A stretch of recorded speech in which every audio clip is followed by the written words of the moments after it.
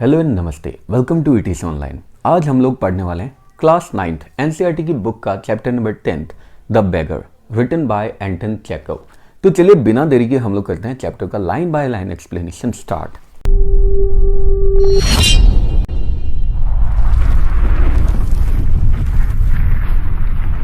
Chapter start होता है तो हमें दिखाई देते हैं कि यहाँ पे दो लोग खड़े हुए हैं किसी भी रोड पे, जिसमें से एक बेगर है, एक भिखारी है, और दूसरा वाला हमारी कहानी का प्रोटैगनिस्ट है, मतलब मेन कैरेक्टर है, जिसका नाम है सर्गी।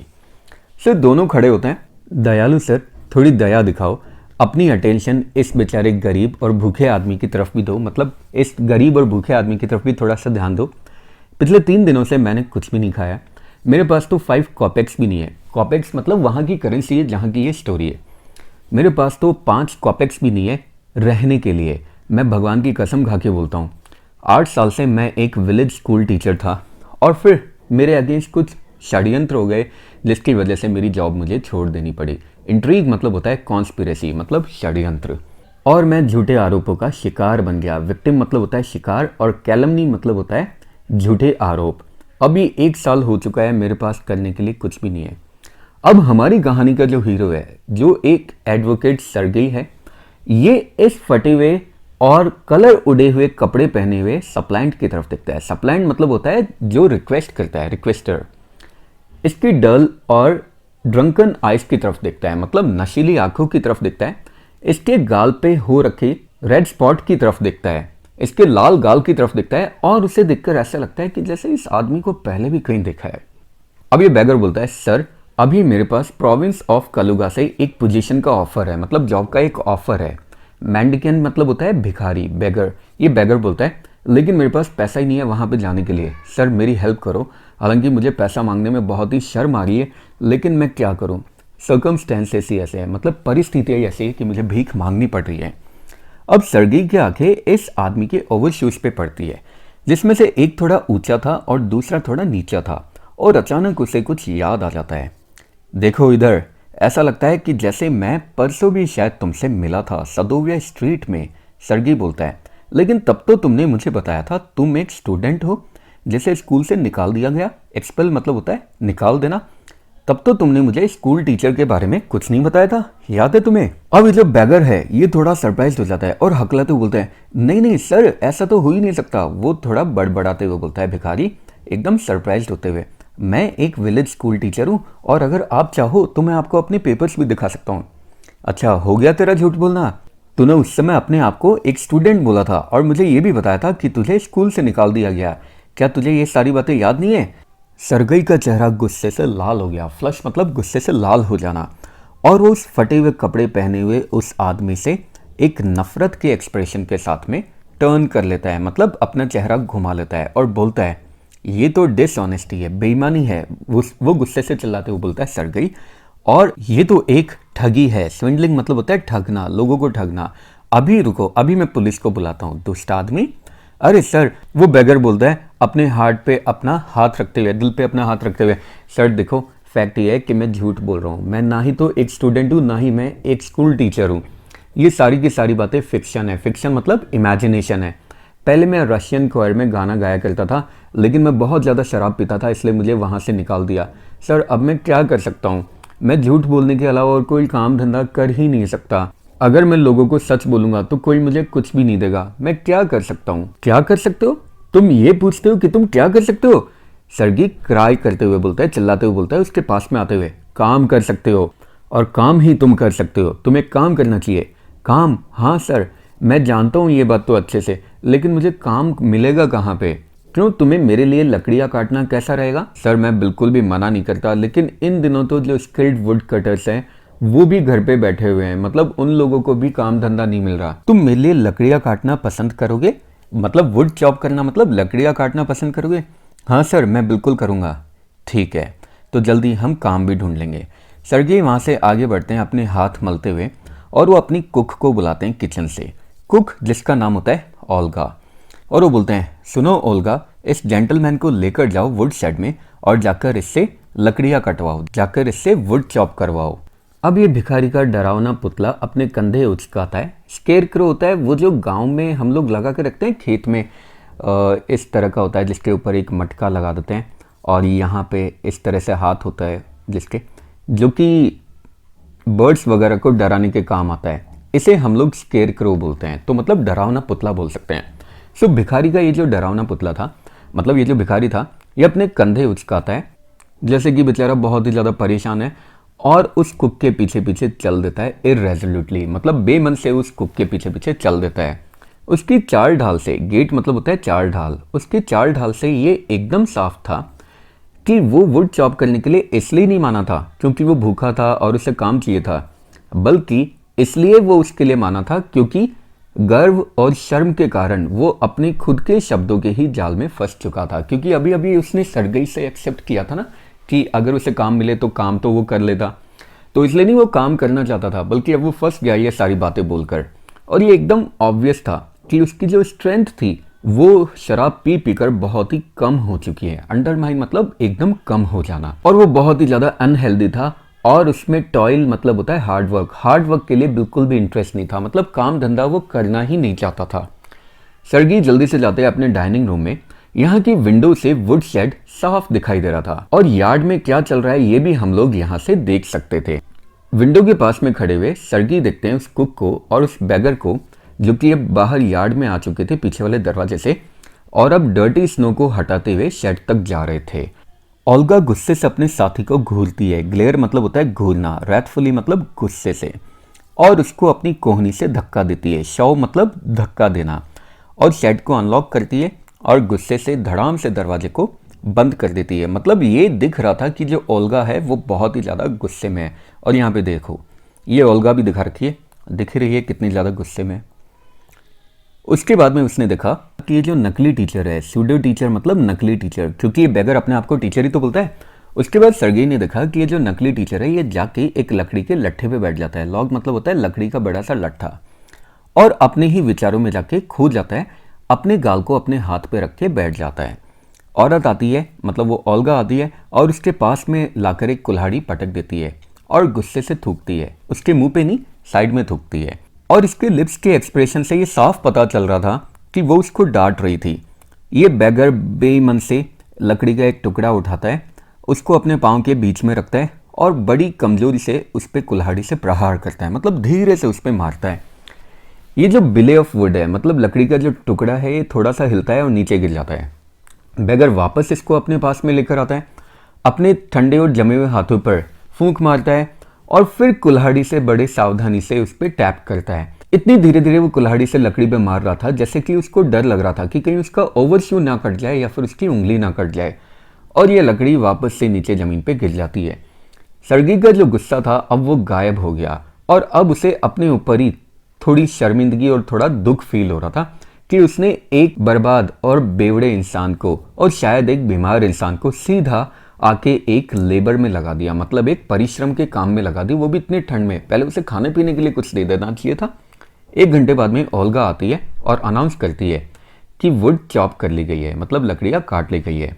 बहुत अच्छी बात है, उसे ½ रूबल दे दो। रूबल वहाँ की करेंसी है जहाँ की ये स्टोरी है। सर्गी बोलते हैं बहुत अच्छी बात है, उसे ½ रूबल दे दो और उसे बोल दो कि अगर वो वापस यहाँ पे आना चाहे तो हर मंथ के फर्स्ट डे पे यहाँ पे आ सकता है वुड चॉप करने के लिए। हमेशा उसे कोई ना कोई काम धंधा हम लोग दे देंगे, मतलब कोई काम दे देंगे, काम के बदले में उसे थोड़ा सा पैसा भी दे देंगे। अब उस दिन के बाद से हर महीने की 1 तारीख को ये वेफ मतलब होता है घुमक्कड़ इंसान, लावरिस इंसान, हर महीने की 1 तारीख को ये बैगर यहाँ पे आ जाया करता था सर्गी के पास में और ½ रूबल कमा के चला जाता था। हालांकि दिखने में ऐसा लगता था कि ये मुश्किल से ही अपने पाँव पे खड़ा हो पाता है, मतलब बहुत ही ज़्यादा कमज़ोर था। उस दिन के बाद से वो बार बार यार्ड में आ जाता और हर बार उसके लिए कोई ना कोई काम धंधा ढूंढ लिया जाता था। कभी वो स्नो हटाता था, मतलब जमी हुई बर्फ़ हटाता था, कभी वुड शेड को ऑर्डर में रखता था, मतलब वुड शेड की सफाई किया करता था, कभी दरी और मैट्रेसेस पे डस्ट हटाया करता था। हर बार उसको 20 से 40 कॉपेक्स मिल जाया करते थे, और एक बार तो उसको एक पुराने पेयर ट्राउजर्स के भी मिले, मतलब ओल्ड ट्राउजर्स का एक पेयर भी मिल गया। जब सर्गी दूसरे हाउस में मूव कर रहा था तो उन्होंने इस बैगर को भी हायर कर लिया ताकि वो पैकिंग और फर्नीचर को हॉल करने में हेल्प कर सके। हॉल मतलब होता है धकेलना, मतलब फर्नीचर की पैकिंग में हेल्प कर सके। इस बार ये जो बैगर था ये बहुत ही ज़्यादा सोबर और ग्लूमी दिखाई देता है, एकदम साइलेंट होता है। सोबर मतलब एकदम सीरियस और दुखी दिखाई देता है और एकदम चुपचाप खड़ा रहता है।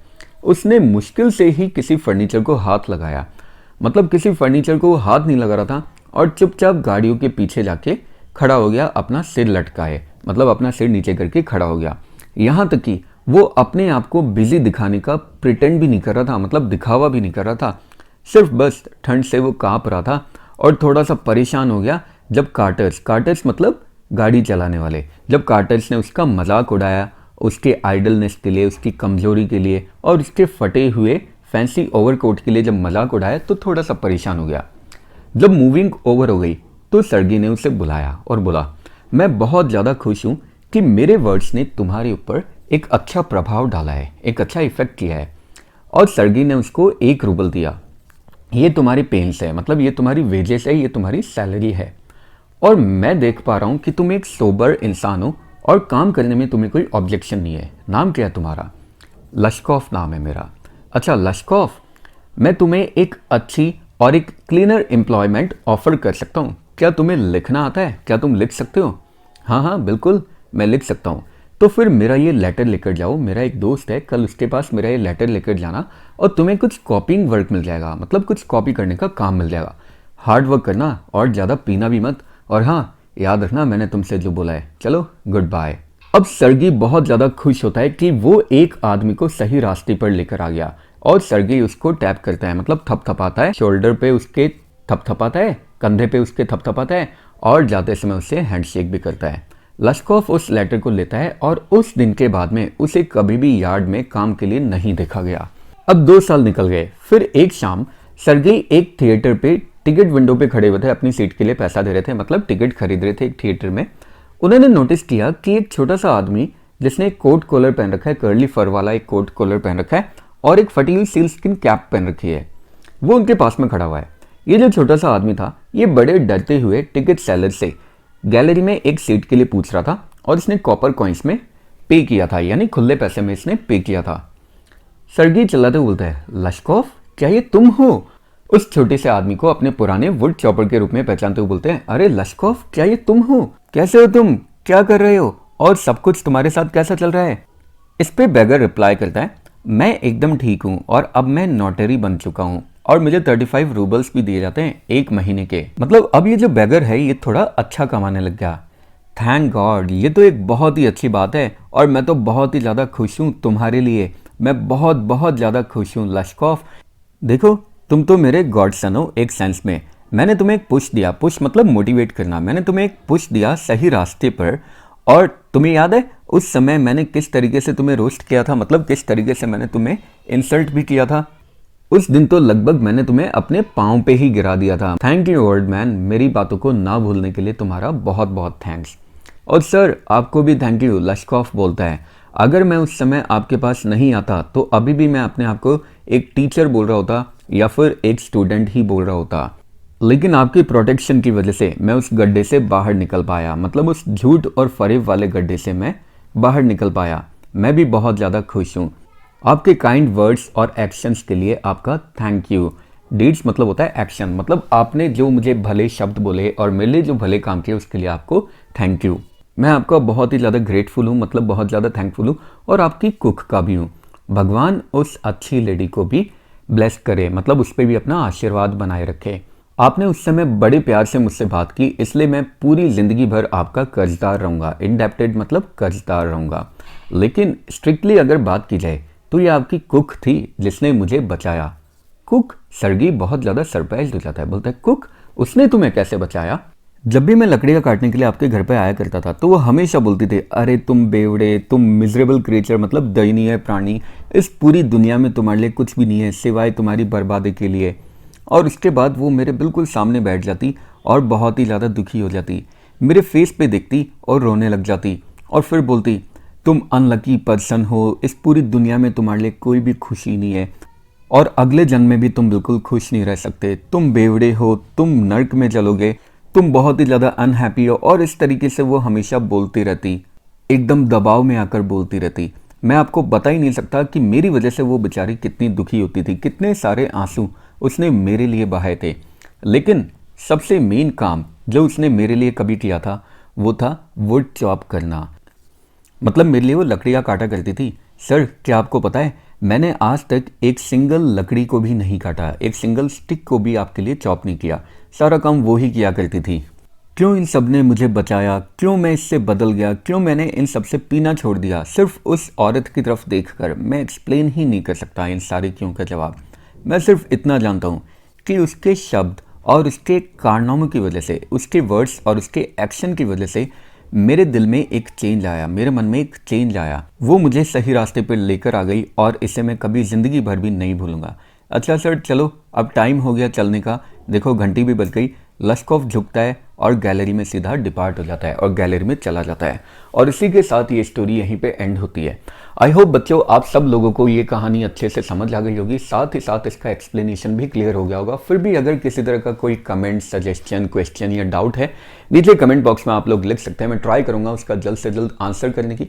इसी तरह की और मज़ेदार और इंटरेस्टिंग वीडियोस के लिए बने रहिए टीसी ऑनलाइन के साथ। नेक्स्ट वीडियोस तक के लिए have a good day, take care, bye bye. Jai Hind, जय भारत, राधे राधे।